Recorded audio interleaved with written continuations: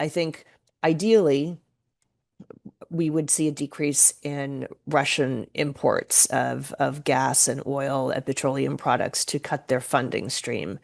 On the other, India is making the case that they are being unfairly targeted because other countries are actually buying Russian energy products as well.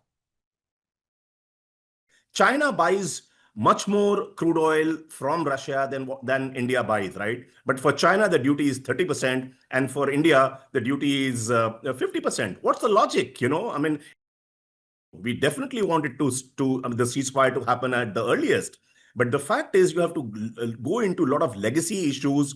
And India has an open mind. Can US supply oil to India at crude oil to India at a rate cheaper than that of Russia? I don't think it can, right? If it can, there may not be as much of a problem in buying from the US or from any other source, from any of the oil exporting countries. Look at European Union, it is 15%, right? Indonesia, Malaysia, Philippines, it is 19%, 19. Japan and UK, it is 10%, right? South Korea, it is 15%. Countries like Vietnam, Sri Lanka, Taiwan, they're 20%, right? So these are largely the countries with whom we compete for many of the product categories that we export to the US, right? So how could we compete this, right? So US also has to realize that it's a very unfair and unjustified tariff rate they have subjected us to.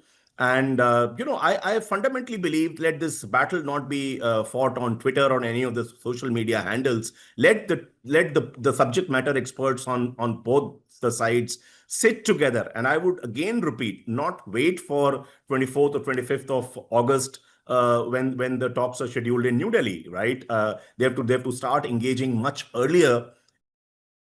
If you're looking at the tariffs that threaten to disrupt India's access to its largest export market, you're going to see sectors like textiles and footwear and gems and jewelry hit. Whether the exemption on semiconductors, on iPhones, on electronic components, or pharmaceuticals will continue for a long term. Well, nothing can be said, but I suspect it would continue long term for one reason, that US fully understands that these are the products which, if they are heavily taxed by way of higher tariffs, would hurt America far more than it would hurt India. You're going to see some question marks from companies wondering and watching very closely what happens with this negotiation, because if in fact they are investing and making large capital investments in manufacturing facilities in India, that will be subject to higher tariffs exporting out of India to the US and integrating into supply chains, then that will become problematic for those companies and for India in terms of losing investment into the country. So both Trump and Modi will want to have the final perceived upper hand, or at least wins on both sides for any agreement to move forward.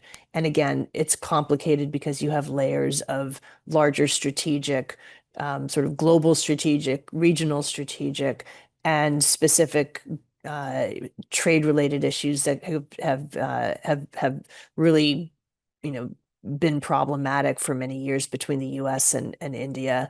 So you have, a lot on the table with two very strong characters to negotiate in a very short amount of time.